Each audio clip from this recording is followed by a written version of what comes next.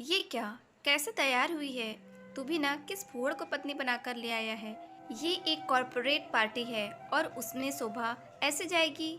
मेरी तो नाक ही कट जाएगी। लोग कहेंगे बहू से ज्यादा तो सास मॉडर्न लग रही है। रवि इसे थोड़ी तो मॉडर्न ड्रेस दिला दे और ढंग से रहने का सलीका सिखा। ऐसे तो ये इस घर में नहीं रह पाएगी। सुमन जी ने हेय दृष्टि से अपनी बहू को देखकर मुंह बनाया। मम्मी, शोभा इतनी अच्छी तो लग रही है। लाल अनारकली सूट में खिल रही है और लंबे लहराते बाल से गजब का कहर ढा रही है। इसकी इसी सुंदरता और सादगी पर मैं फिदा हो गया था और अब इसे ही बदल दूं, ये तो ठीक नहीं होगा। मेरी पत्नी सबसे अलग है और मुझे इसे पार्टी में ले जाते हुए कोई शर्मिंदगी महसूस नहीं हो रही है। अपने बेटे रवि का जवाब सुनकर सुमन जी चुप हो गई। जब पति ही पत्नी की तरफ बोले तो किसी दूसरे की हिम्मत नहीं वो कुछ कहे। पूरे रास्ते सुमन जी चुप बैठी रही, मन ही मन सोचती रही, मेरी बात नहीं मानी और इस गंवार से शादी कर ली।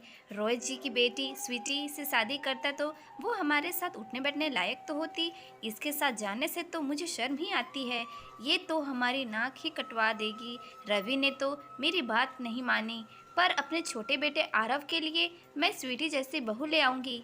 अरे स्वीटी जैसी क्यों, स्वीटी ही लेकर आ जाऊंगी। घर भी अच्छा है और स्वीटी पैसे वाले भी है, मुझे भी बहुत पसंद है। मन ही मन खुश होती रही और उन्होंने शोभा से थोड़ी भी बात नहीं की। उनके हिसाब से शोभा अनारकली सूट में बहनजी लग रही थी। सब पार्टी में पहुंच गए। रवि शोभा का हाथ पकड़कर अंदर गया। शोभा को देखकर सबके मुंह से वाह वाह निकल रहा था। सब दोनों नए शादीशुदा जोड़े को शुभकामनाएं और आशीर्वाद दे रहे थे। रवि को बिजनेस में बड़ी सफलता मिली थी, इसलिए सुमन जी ने ये पार्टी रखी थी।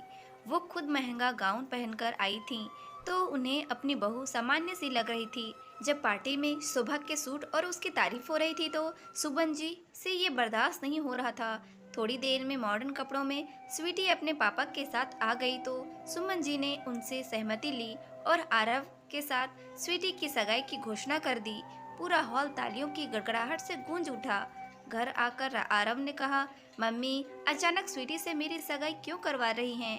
पहले हम एक दूसरे को जान तो लें। हमने सिर्फ बिजनेस की ही बातें की हैं, कभी घर परिवार और रिश्तों की कोई बात नहीं की। ये सुनकर सुमन जी ने चुप करवा दिया।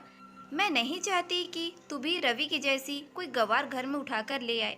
मुझे मेरे बराबर स्टेटस वाली बहू चाहिए जो मेरे साथ किटी पार्टी और बाहर उठ बैठ सके। आरव अपनी मम्मी की बात का विरोध नहीं कर पाता था और उसकी सगाई तय कर दी गई। सुमन जी स्वीटी को बहू के रूप में देखने के लिए बहुत उत्साहित थी।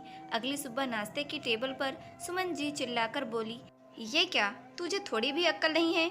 हम नाश्ते में ब्रेड बटर खाते हैं और तू ये घी के पराठे और आलू की सब्जी बना दी। रवि तो इन्हें छुएगा भी नहीं, इतना घी हमें नुकसान करेगा। सुबह चुप थी, तभी अंदर से रवि आकर बोलता है, मम्मी सुबह को मैंने ही पराठे सेकने को बोला है। रोज बटर खाकर मैं उबसक गया हूँ। आपको ऑफिस जाने की जल्दी होती है तो आपको समय नहीं मिलता है, इसलिए मैंने सुबह को कहा कि मुझे ये खाना है तो उसने बना दी। वैसे आप ब्रेड बटर भी खा सकती हैं, फ्रिज में रखा हुआ है। सुमन जी कुछ नहीं बोली। उन्हें भी पराठे खाकर अच्छा लगा था, पर वो हर बार शोभा का अपमान कर रही थीं और उसे नीचा दिखाने में उन्हें मजे आ रहे थे। रवि एक उच्च मध्यम वर्गीय परिवार का बड़ा बेटा है और अपनी माँ सुमन जी के साथ कपड़ों का बिजनेस करता है। रवि के पापा के बाद सुमन जी पर ही सारा भार आ गया था। उन्होंने रसोई और घर छोड़कर सिर्फ अपने बिजनेस पर ध्यान दिया, क्योंकि दोनों बेटे छोटे थे, उन्हें पालना था, अपने पैरों पर खड़े होना था। बिजनेस करते करते उनमें भी बहुत बदलाव आया। उनके रहने का ढंग और सोच भी बदल गई। रवि और आरव ने अपनी पढ़ाई पूरी की और घर के बिजनेस में ही लग गए। उनकी मेहनत का परिणाम था कि बिजनेस अच्छे से सेट हो गया था।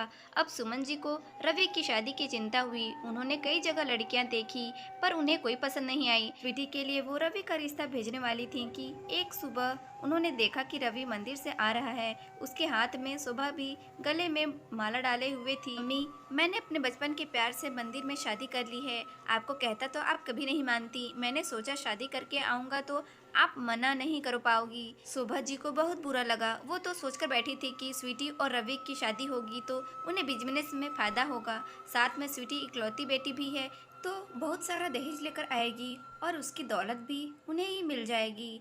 पर रवि ने उनके सपनों पर पानी फेर दिया। शोभा उनके पुराने पड़ोसी की बेटी है जो 4 बहनों में सबसे बड़ी है। उसके पापा स्कूल में सामान्य टीचर हैं जो किसी तरह बस अपना परिवार चला रहे थे। दोनों के रिश्ते को स्वीकारने के अलावा उनके पास और कोई रास्ता नहीं था। शोभा सामान्य घरेलू लड़की थी जिसे घर के सभी काम आते थे और सुमन जी चाहती थी कि उनकी बहू मॉडर्न तरीके से रहने वाली और पैसे वाली हो। बस शोभा घर में तो आ गई पर सुमन जी उससे चिढ़ती रहती थी। सुमन जी खुद बिजनेस में व्यस्त रहती थी तो घर और रसोई नौकरों के भरोसे चल रहे थे। पर अब सुमन ने आकर सब कुछ संभाल लिया था। रवि और शोभा में बहुत अच्छी बनती थी। सुमन जी ने अभी भी शोभा को मन से बहू नहीं स्वीकारा था।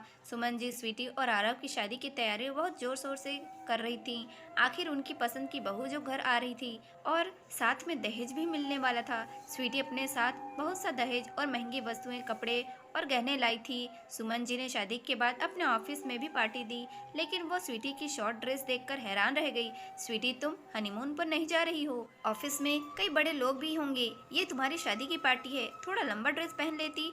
ये सुनकर स्वीटी बोली, सासू माँ, आपने भी गाउन पहना है, मैं भी पहनती तो सास बहू में कुछ अंतर नहीं रह जाता।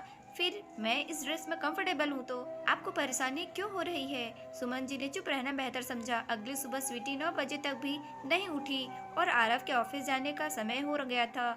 शोभा ने सबके लिए नाश्ता बना दिया पर स्वीटी उठकर नहीं आई। सुमन जी ने उठाना चाहा तो वो गुस्से से बोली, सासू माँ, आपको मुझसे क्या काम है? मेरे पापा ने बहुत पैसा दिया है, एक नौकर रख लो पर मुझे तंग मत करो। और उसने दरवाजा बंद कर लिया। सुमन जी ऑफिस चली गई। दोपहर को नौकर लंच दे गया। बड़ी भाभी ने खाना बनाकर भेजा है, बाहर का मत खाना वरना नुकसान करेगा। सुमन जी ने लंच बॉक्स खोलकर देखा। दाल, रोटी, सूखी सब्जी, सलाद, चावल सभी कुछ था। घर का खाना और वो भी बहू के हाथ का खाना खाकर उनकी आत्मा तृप्त हो गई। अब उन्हें रवि की पसंद पर नाज होने लगा, लेकिन उन्होंने कभी रवि और शोभा को बताया नहीं कि वो शोभा को पसंद करने लगी हैं। शोभा घर में सबका ख्याल रखती थी। स्वीटी कमरे से बाहर नहीं निकलती थी, फिर भी वो अपने देवर आरव का ध्यान रखती थी। एक दिन फोन आया कि शोभा के पापा बीमार हैं। वो तबीयत पूछने मायके चली गई। वही पीछे से सुमन जी की कार का एक्सीडेंट हो गया और वो बिस्तर पर आ गई। अगली सुबह नाश्ते का समय हुआ तो स्वीटी ने सबको ब्रेड बटर पकड़ा दिया। आज सुमन जी को महसूस हुआ कि मैंने शोभा की कदर नहीं की तो स्वीटी भी मेरी कदर नहीं करती है। 2 दिन से बाहर से खाना आ रहा है जिसकी आदत लगभग छूट चुकी थी। शोभा सबके लिए मन से खाना बनाती थी। दोपहर को दवाई लेनी थी। उन्होंने स्वीटी को आवाज लगाई तो स्वीटी ने नर्स से बोला, मैं टीवी देख रही हूँ, जाओ अंदर जाकर उस बुढ़िया को संभाल ले। ये सुनकर उन्हें बहुत बुरा लगा। स्वीटी उनके कमरे में आती ही नहीं थी और अगली सुबह वो आरव को लेकर अपने मायके चली गई ताकि उसे सास की सेवा नहीं करनी पड़े। सुमन जी के एक्सीडेंट की खबर सुनते ही सुबह बेचैन हो गई और वापस ससुराल आ गई। रवि ने कहा भी कि तुम अपने पापा को छोड़कर मेरी मम्मी की सेवा करने आ गई। हाँ, रवि पापा पहले से ठीक है और वहाँ उनकी सेवा करने के लिए मेरी तीनों बहनें हैं, मम्मी हैं, लेकिन इधर तो मम्मी जी अकेली हैं। आप दोनों तो ऑफिस चले जाओगे, फिर मम्मी जी को कौन संभालेगा? वो घर की बड़ी हैं और इस घर की मालकिन हैं, तो उन्हें नर्स के भरोसे तो नहीं छोड़ा जा सकता है। और अब वो मेरी भी मम्मी हैं। सुमन जी ने ये सब सुना तो उनका दिल भर आया। जिस बहू का इतना अपमान किया, दिन रात ताने दिए, हर वक्त कमी निकाली, आज वही बहू उनकी सेवा के लिए तत्पर है, नर्स से बढ़कर उनका ख्याल रख रही है। सुमन जी को आत्मग्लानि महसूस हो रही थी। एक दिन मूसलाधार बारिश हो गई। शहर के सारे रास्ते जाम हो गए, सभी सेवाएं बाधित हो गई तो नर्स भी नहीं आई। अब नीलम जी के सारे काम शोभा करने लगी। वो उन्हें प्यार से नहलाती, उनको कपड़े पहनाती और उनके बाल भी बनाती थी।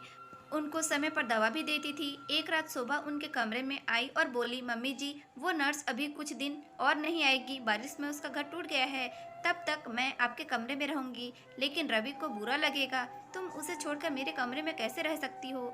उन्होंने कहा, मम्मी जी, मैं रवि से लड़कर आपके कमरे में नहीं आ रही हूँ, ये हम दोनों ने आपसे सहमति से फैसला लिया है। वो हंसते हुए बोली, मैं आपका ख्याल रखूंगी। नर्स का फोन आया था, उसे अभी वक्त लगेगा और नई नर्स भी जगह जगह पानी भरा हुआ है, उस वजह से नहीं आ पाएगी। फिर वो हिचकते हुए बोली, शोभा, जो दैनिक काम मैं बिस्तर पर करती हूँ वो तो नर्स ही करवा पाएगी। शोभा समझ गई और बोली, नहीं मम्मी जी, मैं कर लूंगी। मैंने आपको अपनी माँ माना है तो बेटी होने के नाते मैं सब कुछ कर लूंगी।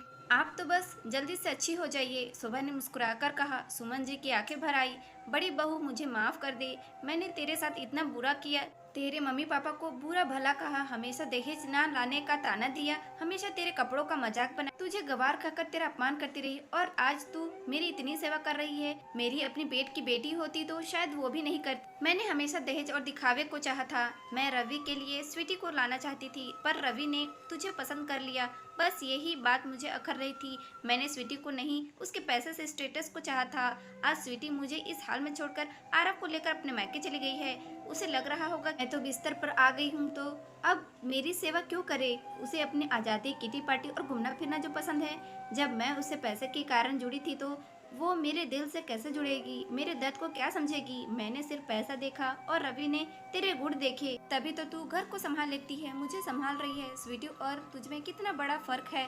वो मुझे इस हाल में छोड़कर मायके चली गई है और तू मेरा हाल सुनकर मायके से दौड़कर यहाँ आ गई। मम्मी जी, आप ज़्यादा मत सोचिए, आपकी तबीयत और ख़राब हो जाएगी, मैं सब संभाल लूँगी, आप दवाई खाकर आराम कीजिए, सुभान ने कहा। सुबह की कुछ महीनों की मेहनत और डॉक्टर की दवाई से सुमन जी ठीक हो गई। वो पहले की भांति चलने फिरने लगी और ऑफिस जाने लगी। एक दिन सब घर पर बैठकर खाना खा रहे थे तो आरव और स्वीटी आ गए। मम्मी जी, आप ठीक हो गई, मुझे बहुत खुशी हुई, आप चिंता मत करें, आरव और मैं कल से यहीं रहने आ जाएंगे। ये सुनते ही सुमन जी बोली, बहू अब यहाँ आने की जरूरत नहीं है, मेरे पास रवि और शोभा है, तुम दोनों अपने पापा के ही पास रहो और अब सारा बिजनेस रवि और मैं संभाल लेंगी। मेरा तो अपना बेटा मुझे दुख में छोड़कर चला गया तो मैं तुमसे क्या कहूँ। हाँ, अब इस घर में, इस बिजनेस में तुम दोनों का कोई अधिकार नहीं है, कोई हिस्सा नहीं है, अब तुम दोनों यहाँ से जा सकते हो। आरव और स्वीटी चले गए। सुमन जी रवि और सुबह के साथ सुखपूर्वक रहने लगी। दोस्तों, पैसा जरूरी चीज है, पर जब पैसा हो और पास में कोई अपना ना हो तो वो भी बेकार लगता है। जब इंसान दुखी होता है, लाचार होता है तो अपने ही काम आते हैं। दोस्तों, स्टोरी अच्छी लगी हो तो प्लीज़ लाइक शेयर कमेंट करें। धन्यवाद।